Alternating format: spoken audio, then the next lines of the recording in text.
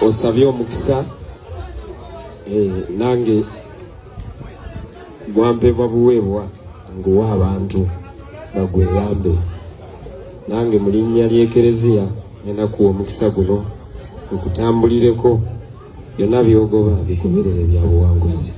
Nsabye mwoyo w'obutatya, mwoyo ajjawo obusungu, byonna tubikusabira n'olutalo lw'ogendako ate osobole okuluggusa na Mukama ye mubeezi. Omukama abeere naawe n'omukisa gwa Katonda omuyinza wa buli kantu, Paatiri ne Mwana ne Mwoyo Omutuukirivu gukukkeko gubeere naawe osobole otambula nago paka mu nsi ensuubizi.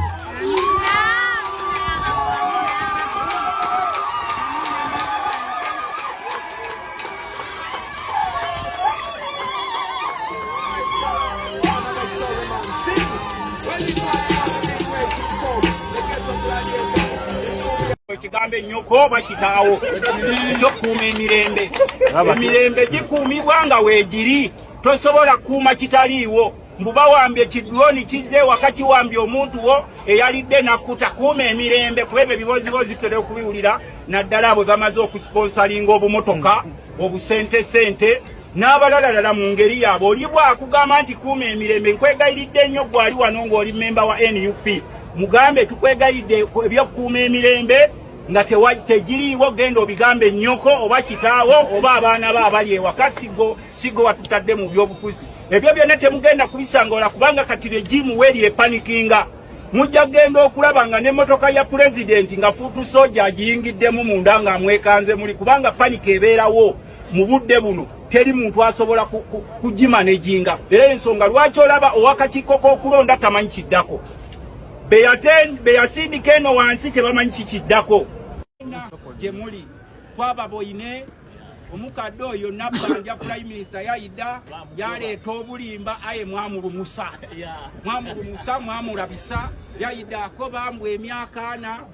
Nze I know Busoga emyaka gy'ayana, Busoga balimi ba bikaado, ebikaado ebbeeyo gisudde, abasoga obagobye ku ttaka lyayibwe, land evictions and grabbing. Abasoga abaayo baali bavuba kunanda obakubiddeko embooko, amagye gali kunanda obagobye. Abasoga baali balima dduuma nga bakozesa wetlands ezo ne balima dduuma waabwe, aye kati wetlands oziwayira Abachina. Omusoga ali mu kubonaabona mu nsi ye. So njagala kubeebaza, I want to salute the Busoga sub-region. Mutandise okufuuka ekyokulabirako. Busoga is uncompromisable. Busoga is unbendable. Busoga is becoming a mandate to success. Kubanga botunuulira ffe wano mu Buganda sub-region, abakulembeze baffe betwalina bonna baba compromisinze n'obusente. Eza Museveni abawadde obumotoka bwe batacekinga nako oba bulimu obutwa, oli n'avuga buvuzi naye ogenda okulya ng'oli yagudde eri n'afa. Babawadde obusente. Some of them babawadde abakazi, mbusimaye mpulira mbu waliwo political marriages regimu zeekuwa, bwekuwa omukazi n'ekugamba mbu olina kubeera mugonvu eri regimu kuba gavumenti ekuwadde omukazi. Bawadde abantu baffe ebintu bingi ebibajje ku mulaba, naye twagala kubeebaza nnyo abantu b'e Busoga olw'okuyimirirawo n'okwagalira ddala Kyagulanyi Ngobi, omwana waife oyo atutwala mu nsi ensuubize, okuyimirira naye mu mbeera eno. Musobola okubeerayo n'obumulumulu bw'abantu naddala abakyalya mu regimu. Naye ffe kye tusinga okubeebaza ennyo nti mutandise okulengera ewala naffe gye tuluubira okuba nga tutuuka. Bayibuli etera okwogerako the wise coming from the east. Busoga is a true definition of the wise from the east. Busoga is akukobera ndi musaada muganda, but Busoga is a true definition of the term wise from the east written in the Bible. Era tujja kubawulirizanga nnyo, tubawagire mu mbeera yonna yonna okulaba nti no ffenna tuddamu okweyagalira mu nsi yaffe.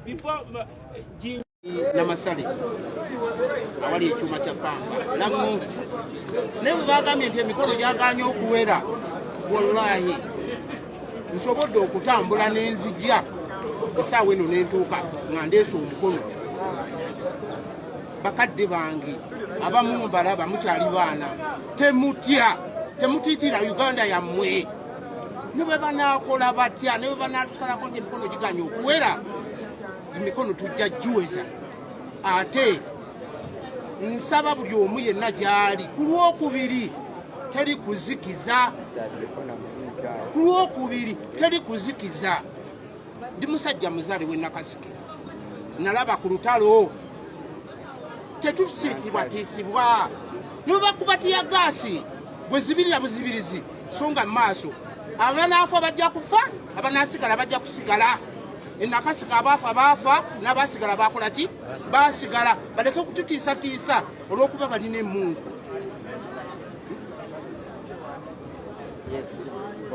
Essaawa eno kati gye tuliko mulina okubeera abagumu.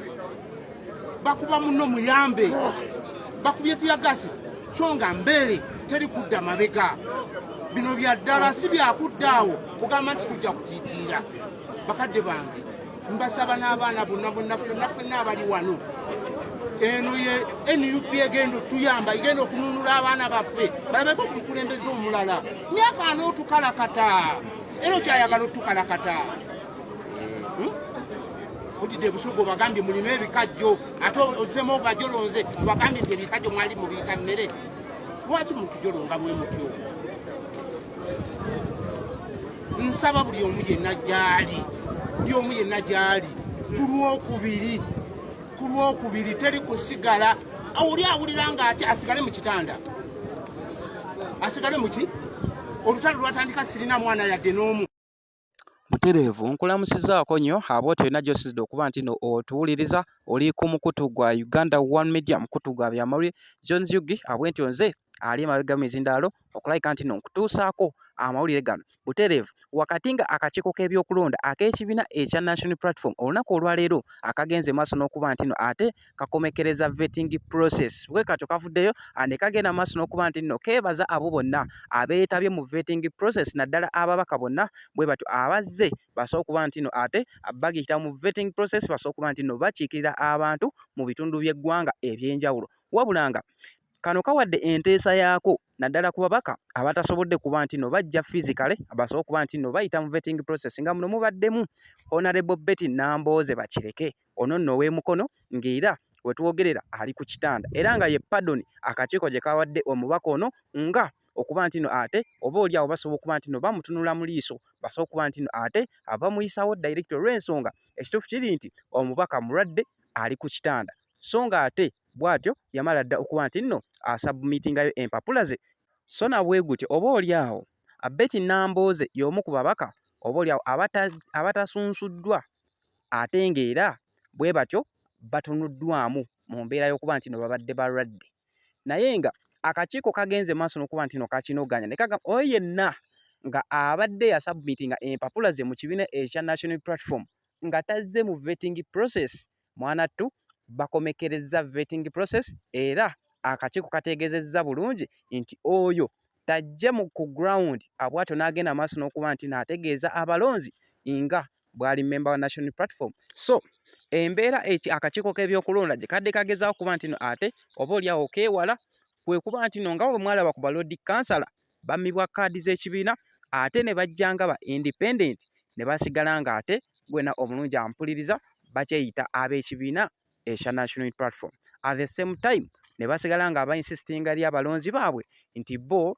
bakyali mu kibiina ate ekibiina kikyabalina mu trust wamu n'obuwagizi. Katono nnyo katubirabe ate nate nkomewo nkwongereyo. Ekisooka akakiiko ebyokulonda aka National Platform konna konna ke kano kaweddeyo.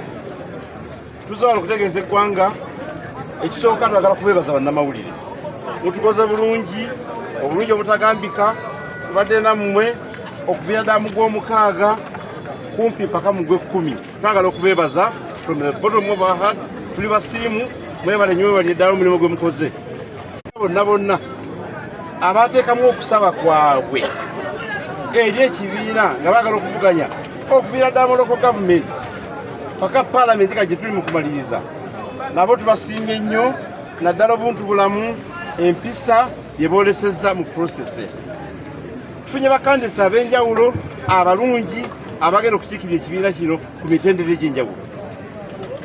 Olunaku olwaleero tumaliriza Uganda yonna okusunsulamu ababaka ba paalamenti era omulimu gukwajja okuva mu regions ez'enjawulo eza Uganda. Tubala komiti eno ejjudde abantu baffe ba commissioners okuva mu bitundu ebyenjawulo eby'eggwanga. Tumugezaako okutunuulira akawonvu n'akagga ku buli candidate asinga okubeera ow'ensonga anaakola omulimu mu lukiiko lw'eggwanga. Tukikola without fear of favor. Twagala okwebaza ba MPs n'abaana bakyagumiikiriza kubeera bamaliriza bulungi. Simple. Kipate kyesazeewo okukola okuba ba candidates tuwasaba mu kigoberere kubanga National Unity Platform si political party ya bulijjo.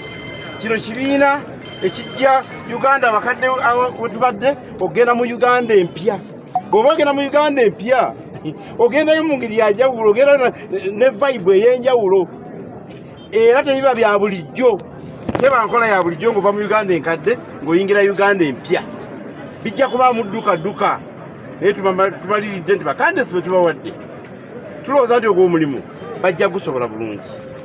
Kukyagalo kye mubuuza mukibuuze tukiddemu oluvannyuma mbakwasa ssentebe.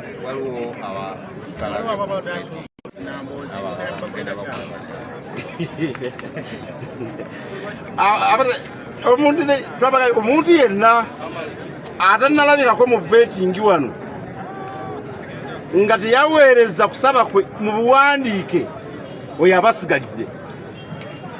Naye ababaka nga mukyala Namboozi yaweereza n'abalala si yekka.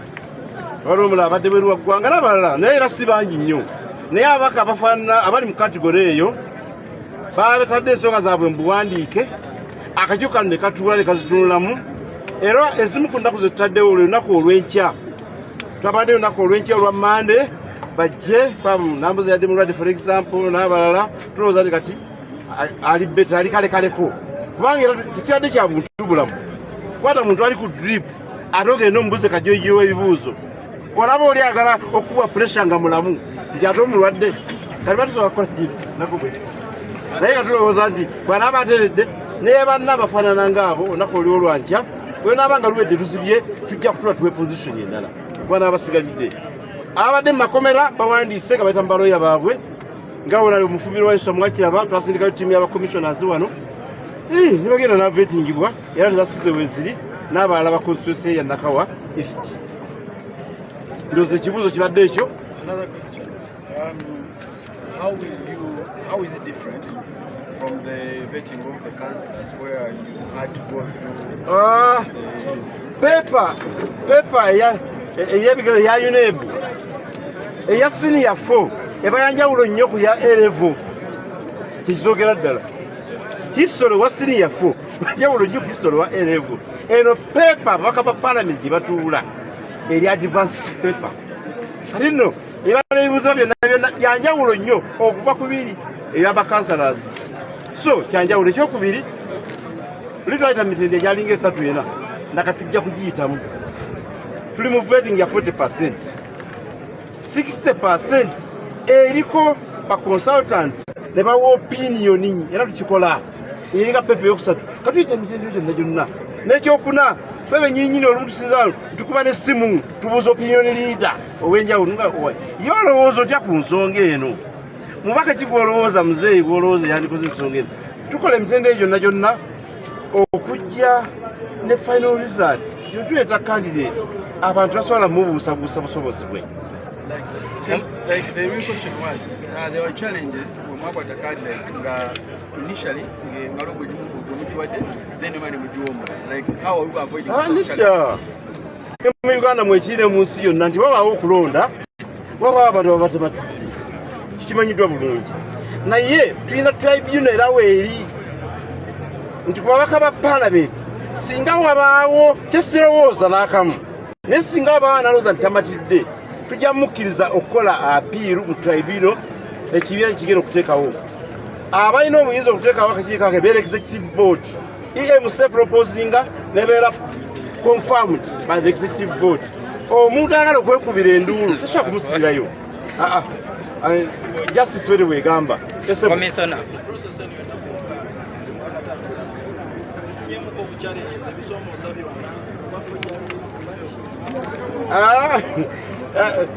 Okusomozebwa okubaddemu okutonotono kwe kwa abantu baffe abamu abalasobola kumaliriza process eya National Council of Higher Education ng'oli mwamutuma certificate of equivalence ng'essaawa etuuse bakyamugamba anonye miliyoni 2 tannazifuna ate n'obudde buweddeyo.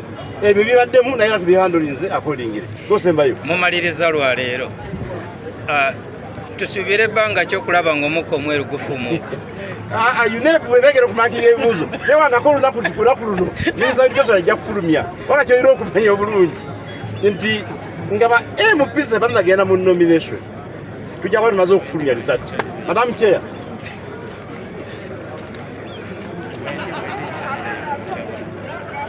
Members of the press, I really want to thank you for being with us throughout up to now, September, that we are finalizing with the process.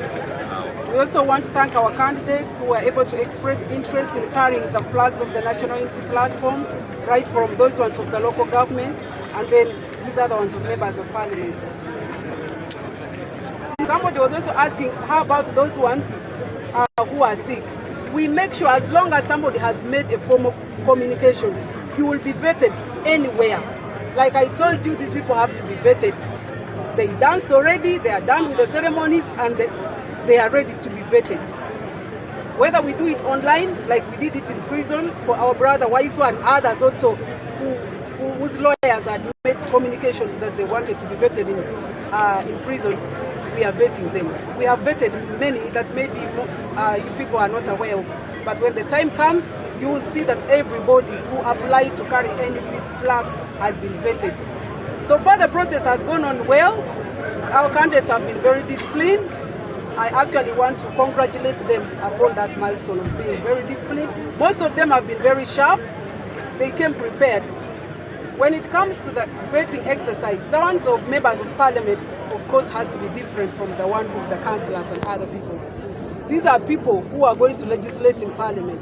These are people, some of them, as you see them here, some of them are going to be ministers, cabinet ministers, because we know very well we are going to the new Uganda, led by our president, His Excellency Robert Kyagulanyi Ssentamu. So some of the people you see here are not just ordinary members of parliament. Some of them are going to be ministers. Will you release the results? The results will be released before nomination, because this is like UNEP. The paper is just ending today. We have to go into marking. And then at the end of the day, like we have promised Ugandans, we are going to give them the best candidates. We are doing everything possible to make sure that we come up with the best candidates. A person who can articulate very well in parliament, who can legislate, at the same time, who is loved by the people in their electoral areas. Somebody who can represent the needs of the people they want to represent. So we are making sure we don't make mistakes.